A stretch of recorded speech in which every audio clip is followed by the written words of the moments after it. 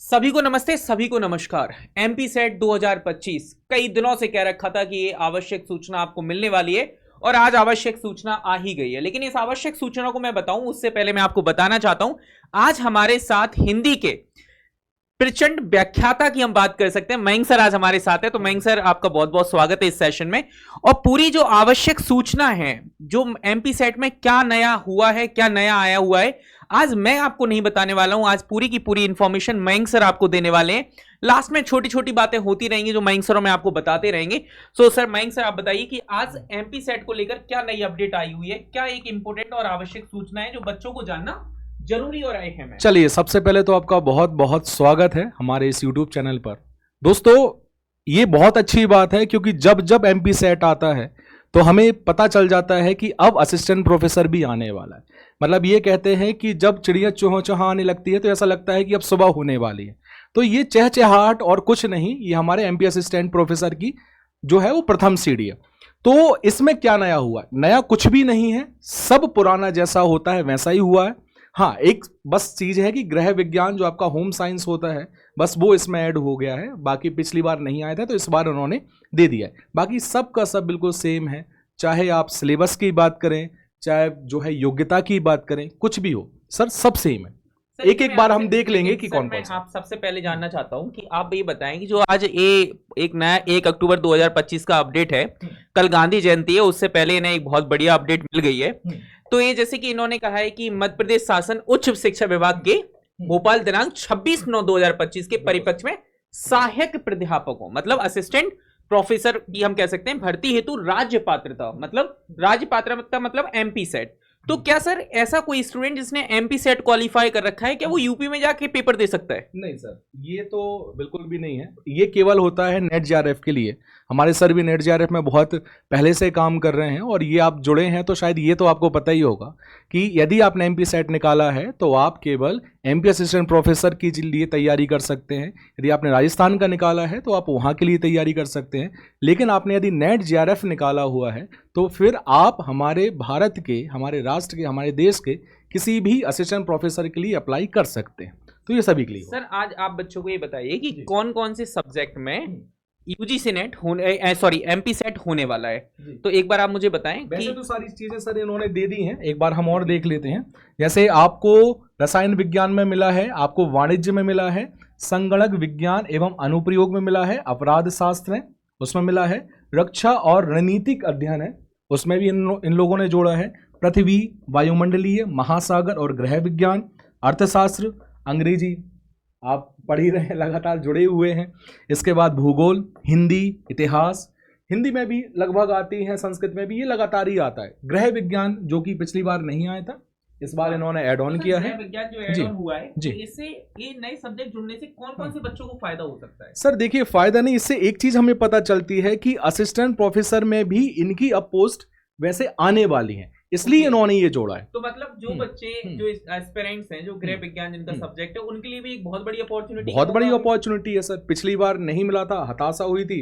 इस बार जो है वो अच्छी बात है कि यदि एमपी सेट में आ रहा है तो आगे, क्योंकि सर बहुत सीधी सी बात होती है कि मैंने आपसे कहा ना कि यदि चिड़ियां चहचहा रही हैं इसका मतलब है कि सुबह होने वाली है।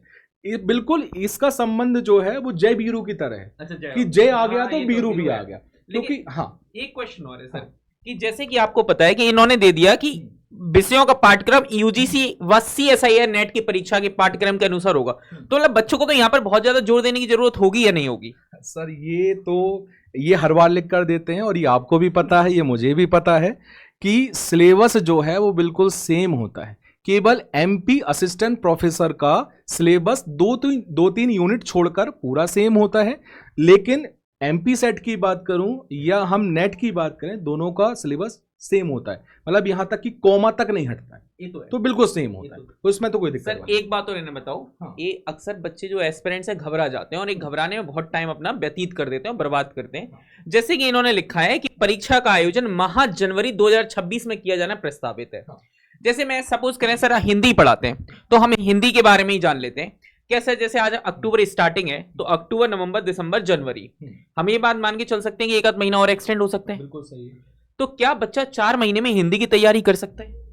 सर मैं किसी भी सब्जेक्ट की बात करूं हाँ, मतलब यदि हम नेट जेआरएफ की बात करते हैं सर, उसका सिलेबस भी बिल्कुल सेम है, लेकिन उसमें क्वेश्चन पूछने की जो प्रकृति है, जो नेचर है, वो थोड़ा सा और टफ हो जाता है। लेकिन जब हम यहां पर बात करते हैं तो वो थोड़ा इजी हो जाता है। यदि हम बात करें जैसे कोई भी हमारे सिलेबस में, टेक्स्ट बुक में यदि हमें ऐसा कोई लेखक जोड़ा गया है, ऐसा कोई राइटर जोड़ा गया है, उसके बारे में हमें 4 कथन दिए जा रहे हैं, तो वो हमारे नेट जेआरएफ में। लेकिन सीधा सीधा यदि ऐसा क्वेश्चन पूछा जा रहा है कि इसके लेखक कौन है, तो ऐसे सड़े क्वेश्चन भी जो है वो आपको सेट में देखने को मिलते हैं।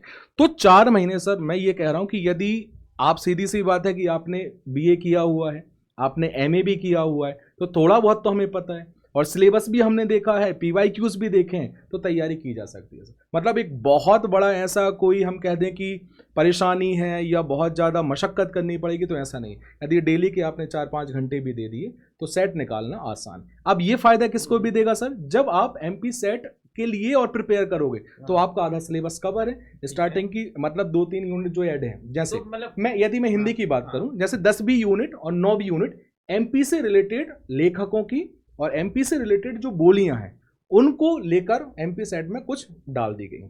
चाहे वो आप पॉलिटी की बात करें, चाहे आप इतिहास की बात करें, तो इतिहास में भी यदि मध्य प्रदेश की जो हिस्ट्री है उनसे जुड़ी हुई 1-2 यूनिट जोड़ दी जाती है, तो इतना है।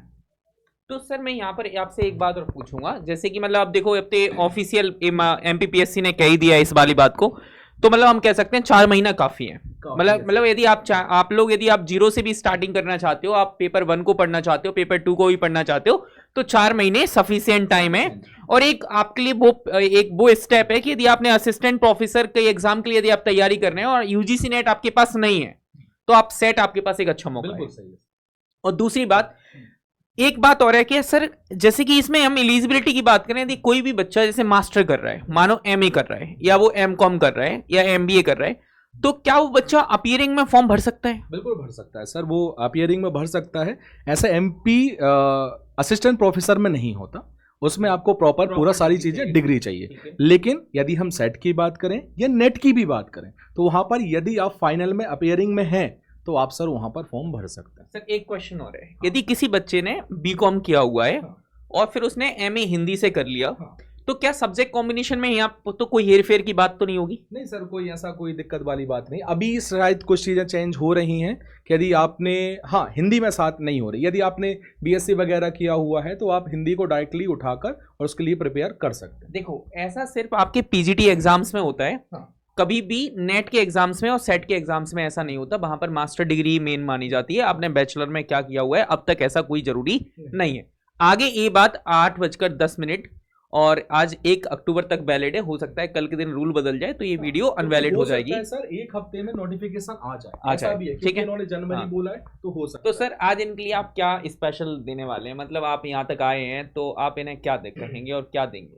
सर अभी तो मैं कोई ऐसी घोषणा नहीं करूंगा, लेकिन आपके चैनल पर आया हूं तो हम लोग एक बार सारी चीज़ों को बात करके हम सारी चीज़ें कोशिश करेंगे कि एक बढ़िया सा कोर्सेज या कोर्स नहीं ला पाए तो हो सकता है कि कुछ फ्री क्लासेस हम सर के चैनल पर लेकर आए, जिससे यदि हिंदी विषय का छात्र कोई जुड़ा है तो कम से कम वो सेट निकाल दे और एमपी असिस्टेंट प्रोफेसर के लिए अपेयर हो सके। चलो सर, आप मेरे चैनल पर आज, ये मेरा क्या है, ये तो आपका ही परिवार है, हमारा परिवार है और ये परिवार में आए हैं, तो मैं बस आज सर के आने पर एक बैच है जो मैं आज उसको लॉन्च करने जा रहा हूँ। तो एमपी सेट 2025 एकलव्य बैच है, ठीक है, ये समझ रहे हो, सर से इंस्पायर हुई। एकलव्य मैंने हिंदी से उठाया, बैच मैंने इंग्लिश से उठाया और इंग्लिश लिटरेचर का ये बैच है, इसमें रिकॉर्डेड प्लस लाइव रहेगा। 2 अक्टूबर से सर ये बैच स्टार्ट हो रहा है, मीन्स कल से। और ये डाउनलोड कर सकते हैं हमारी एप्लीकेशन कार्तिक सर ऑफिशियल, आप एप्लीकेशन प्ले स्टोर पर जाकर। और यदि आप लोगों में से यदि कोई भी जो 50 स्टूडेंट्स हैं, यदि जो अभी इनरोल करते हैं, तो आप श्री 30 कोड का आप यूज कर लीजिएगा। श्री 30 का आप यूज करेंगे कोड को तो आपको यहाँ पर 30% ऑफ मिल जाएगा। इस बैच का प्राइस जो 4500 रुपये है, वो बैच आपको 3000 के रुपए के आसपास मिल जाएगा। इसके लिए आपको क्या करना है, आपको हमारी एप्लीकेशन को डाउनलोड करना है, कार्तिक सर ऑफिशियल को। बाकी हिंदी को लेकर भी जो संभव कोशिश होती रहेगी मैं करवाता रहूंगा और मैं सर को मनाने की कोशिश करूंगा। यदि मैं सर को यहाँ तक ले आया बातों बातों में, तो मैं आपसे वादा कर रहा हूँ कि मैं क्लासेस तक भी ले आऊंगा। बस आपका सपोर्ट और आपका प्यार बना रहे। तो चलिए बाकी मुलाकात करेंगे आपसे नेक्स्ट सेशन में। हंसते रहिए, मुस्कुराते रहिए, खुश रहिए। Thank you so much.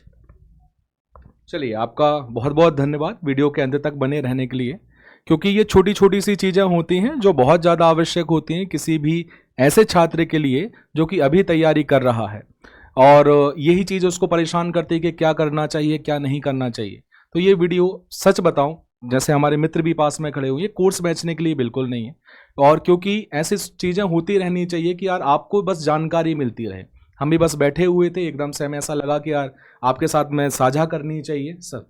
Sir, यदि आप लोगों में से कोई भी ऐसा स्टूडेंट्स है जो कि हिंदी की प्रिपरेशन कर रहे हैं और आपको लगता है कि आप ग्रामर की एक अच्छी बुक की तलाश में हैं, तो मैं सर से जरूर कहूंगा कि सर की अभी एक नई बुक आई है, उसके बारे में सर जरूर बता दें एक बार। हाँ, मतलब वैसे तो मैं सच बताऊंगा, क्योंकि होता क्या है कि जब भी कोई किताब निकलती है किसी भी एग्जाम की ओरिएंटेड, तो हमें वो किताब लेनी चाहिए। यदि आप एमपीपीएससी कर रहे हैं, आपके मित्र को एमपीपीएससी कर रहे हैं, तो आप उनके लिए बता सकते हैं। हो सकता है कि भविष्य में हम नेट जेआरएफ के लिए भी किताब लेकर आएँ, एमपी सेट के लिए भी किताब लेकर आएँ, असिस्टेंट किताब के उसके लिए भी किताब लेकर आएँ।